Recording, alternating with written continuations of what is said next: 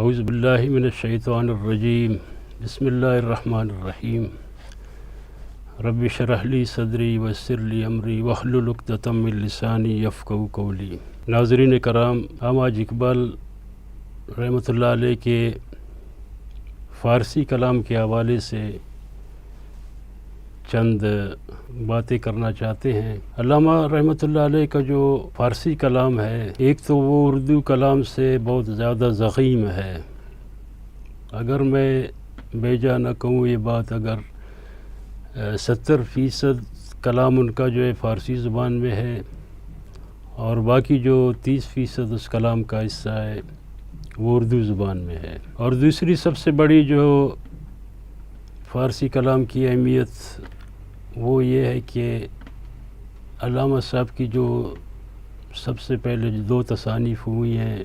اسرار خودی اور رموز بے خودی، یہ اردو کلام سے پہلے یہ پبلشڈ ہوئے ہیں۔ اور اس کے بعد 1924 میں جو ہے جب پہلی کتاب ان کی بانگ درا، اور اس کے ساتھ اسی زمانے میں پیام مشرق ان کی طباعت ہوئی، تو اصل جو ان کا پہلا مجموعہ کلام جو چھپا وہ بھی فارسی زبان میں تھا۔ اب اس کلام جس کا بہت بڑا حصہ جو ہے وہ فارسی زبان کے اندر ہو، تو اب علامہ صاحب کی اگر صرف اردو کو کلام کو اگر مطالعہ کیا جائے تو بات سمجھتے ہیں کہ بہت کافی ہے، یعنی زندگی کی رہنمائی کے لیے اور عشق کی باتوں کو بتانے کے لیے، اور نظام کی جتنے باتیں انہوں نے کی ہے ان کا جو ہے ہلکا یا تھوڑا سا گہرا ٹچ انہوں نے جو ہے وہ اپنے فارسی اردو کلام کے اندر بھی دیا ہوا ہے۔ اور اردو کلام بھی اس طرح کہ اس میں بھی لوگوں کی سمجھنے کی میں دشواری ہوتی ہے کہ اس میں بھی فارسی یعنی الفاظ کی جو ہے کثرت ہے اردو کلام کے اندر بھی ان کی۔ فارسی زبان چونکہ اب ہمارے درمیان سے متروک ہو چکا ہے، اب جو پرانے لوگ ہیں کچھ بول لیتے ہیں، سمجھ لیتے ہیں، پہلے جو ہے اس میں نصاب میں باقاعدہ پڑھایا بھی جاتا تھا، لیکن وہ اب بالکل ہی نکل چکا ہے۔ تو اس لیے یعنی امت کا بہت بڑا طبقہ جو ہے وہ علامہ اقبال رحمۃ اللہ علیہ کی جو ہے اس پیغام سے، جو اتنا بہت بڑا انہوں نے بلیغ پیغام دیا فارسی زبان کے اندر، اس سے ابھی تک وہ تشنا ہے۔ تو ہم اس بات کی کوشش میں لگے ہوئے ہیں، اللہ پاک ہم سب کو جو ہے ہمت بھی عطا فرمائے، اخلاص بھی عطا فرمائے کہ اپنی چھوٹی سی کوشش طے شروع کی ہوئی اس میں جو ہے ہر ایک نے گو کہ یہ حکومت کی سطح پہ نہیں ہونا، تو یہ چاہیے تھا کہ یہ حکومتی سرپرستی میں یہ چیز ترویج ہوتی، لیکن انفرادی طور پہ جو ہے لوگ الحمدللہ اس پہ جو ہے نہ دام درم قدم سخن ہے، وہ اس پہ کام کر رہے ہیں، لوگوں کو جو ہے آشنائی اور آگاہی دے رہے ہیں۔ تو پہلے جو ہے چیزیں جو ہے وہ شنید میں آ جاتی ہیں، سننے میں آ جاتی ہیں، پڑھنے میں آ جاتی ہیں، آہستہ آہستہ اللہ پاک ان کو پھر جو ہے عمل کے اندر بھی لے آتا ہے۔ تو سننے سمجھنے کے لیے بھی یہی شرط ہے کہ آدمی اس سنے ہوئے پیغام کو سمجھے۔ اور علامہ رحمۃ اللہ علیہ نے جو ہے الفاظ ایسے استعمال کیے ہوئے ہیں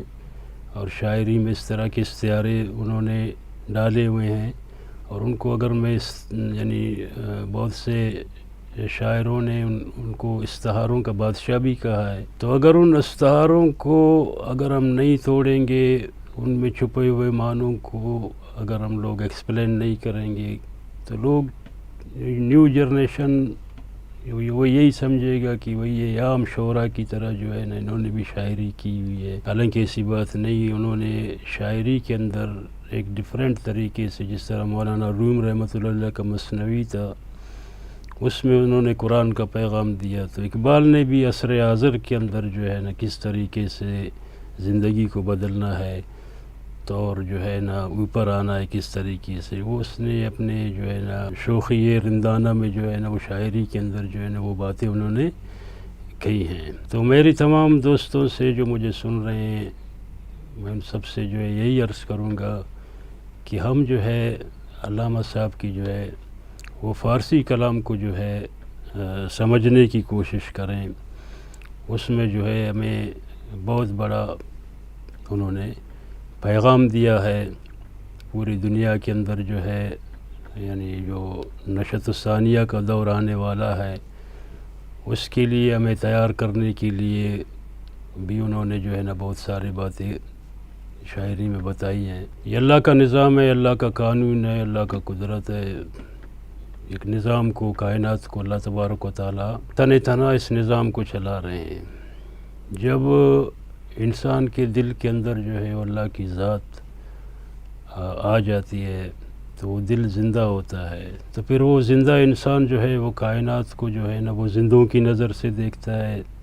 اور اس طرح پھر جو ہے اللہ تبارک و تعالیٰ جو ہے اس کو پھر اپنا جو ہے رازدار بنا دیتے ہیں۔ آدم جو ہے انسان واللہ کا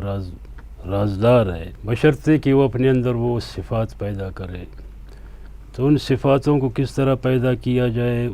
کس طرح محنت کی جائے، کس طرح حاصل کی جائے، تو اس کی جو ہے ساری جو ہے نا پیغام، اگر وہ نثری ہو تو اگر آپ اسے بحث و مباحثہ کہیں تو علامہ نے اپنے کلام کے اندر فارسی میں بہت زیادہ جو ہے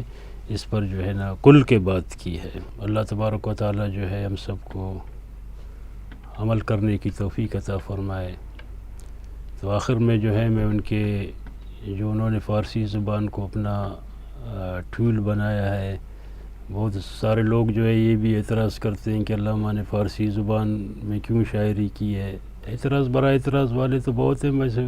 اس کے حوالے سے بات کرنا چاہتا ہوں کہ ان اعتراضات کا جواب علامہ نے جو ہے نا خود اپنی جو ہے نا فارسی کی جو ان کی کتاب ہے اسرار خودی، اس کی تمیز میں بہت لمبی بات کے بعد جو ہے نا انہوں نے فارسی زبان کو انہوں نے کس لیے جو ہے نا سلیکٹ کیا ہے، پسند کیا ہے، استعمال کیا ہے، تو اس کے بارے میں علامہ صاحب خود جو ہے نا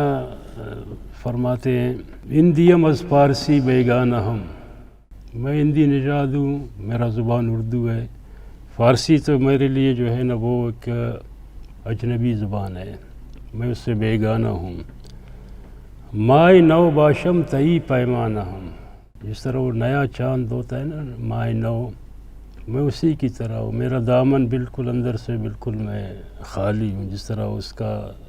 چاند جو بڑا ہوتا ہے جب مائے نو ہوتا ہے، نیا ہوتا ہے تو وہ خالی ہو جاتا ہے۔ تو اس پہ فرمائے کہ اس نے انداز بیاں از من مجو، یعنی اس میں جو حسن کا ایک شاعری میں ہوتا ہے، بیان کا حسن، وہ کہتے ہیں اس میرے شاعری کے اندر تلاش نہیں کرو، جس طرح دوسرے شعراء کرام ہیں جو اہل زبان فارسی کے، ان جیسی جو ہے چیزیں میری شاعری کے اندر تلاش مت کرو۔ خوان سارو اصفہاں از من مجو، خوان سار اور اصفہان جو ہے ایران کے دو شہر تھے جہاں پہ جو ہے یہ علم، ادب اور شاعری ان کا بڑا چرچا تھا، ان دونوں علاقوں کے لوگوں میں بہت ذوق تھا۔ گرچہ ہندی در غدوبت شکر است، اگر ہندی جو ہے نا وہ چینی کی طرح میٹھا ہے، طرز گفتاری دری شیریں ترست، لیکن طرز دری جو ہے فارسی زبان جو ہے وہ شیریں تر اس اردو زبان کی نسبت سے۔ فکر من از جلوش مسحور گشت، میرا جو فکر ہے، میرا سوچ ہے، اس کے جلووں سے جو ہے مسحور ہو گئے، سیر ان پر طاری ہو گیا میرے فکر کے اوپر۔ خامہ من شاخ نخل طور گشت، میرا قلم جو ہے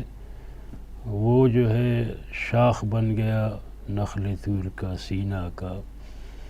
یعنی میں نے اپنی شاعری کے ذریعے سے جو ہے نا اللہ کو پہچاننے کا، اللہ کی محبت کا، اس کے نبی صلی اللہ علیہ وسلم کی محبت کا میں نے درس دیا ہے۔ فارسی از رفعت اندیشہم درخور با فطرت اندیشہم، میری فکر کی بلندی کے لحاظ سے فارسی زبان اس کی فطرت سے زیادہ مناسبت رکھتی ہے۔ خرد بر مینا بگیر ہوشمند، دل بذوق خرد مینا ببند، یعنی میرے